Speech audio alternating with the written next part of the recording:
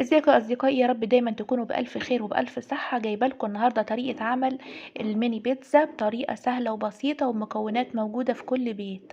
اول حاجه بجيب كيلو دقيق بننخله، وبعد كده بنجيب معاه كوبايه لبن وكوبايه الا ربع زيت ومعلقه سكر ونص معلقه ملح. بنجيب باكيتة خميرة فورية قبلها وبنخمرها بنص كوباية مية دافية وشوية سكر، وبنسيبها لما تخمر. بعد كده بنقلب العجينة، وبعد كده بنزود الخميرة على العجينة، ونفضل طبعا بندعكها كتير ونعجنها كتير لغاية ما تسلت من ايدينا. طبعا هي بتبقى شوية يعني ايه، بتتشبط في ايدينا كده وتتلزق، فاحنا بنجيب معلقة زيت في الاخر وبنلفها بيها لغاية ما ايه، ما تلف معانا وتبقى كويسة، واسيبها بقى لما تخمر. هنفضل ندعكها كده ونعجنها كويس جدا ونسيبها لما تخمر. طبعا الفيديو ما صورش لما هي خمرت. انا دلوقتي بقطعها وهسيبها برضو تخمر شوية 10 دقايق كده، وبعد كده هفردها. هي الكيلو عمل لنا 12 قطعة بيتزا، يعني جم 12 قطعة. طبعا انت بتعمليها الحجم اللي انت عايزاه، بس انا حبيت الحجم ده. طبعا احنا ده صوص الصلصة انا عاملاه في البيت.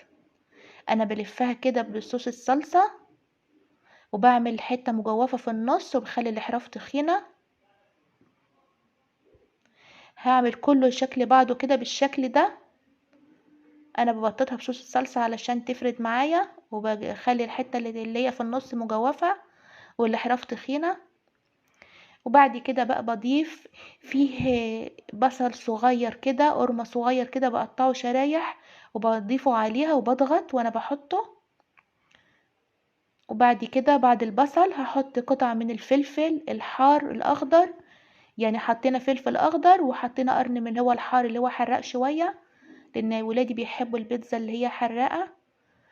قطعنا طبعا قطع طماطم صغيرة كده زي السلطة كده وحطيناها برضو معاها. احنا حطينا الطماطم والفلفل والبصل، وقبل كده حاطين الايه الصلصة. هنحط الخليط ده كله مع بعض وبضغط جامد كده علشان إيه ما تقعش من البيتزا. دلوقتي بحط الزيتون. طبعا هيبقى فيه ميكس من الجبنة الرومي على الجبنة الموتزاريلا.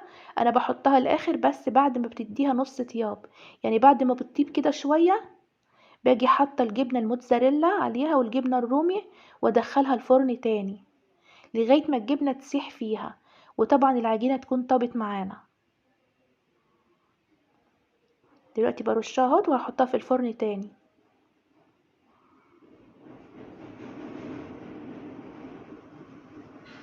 ولازم نضغط عليها كده علشان ايه تلزق فيها.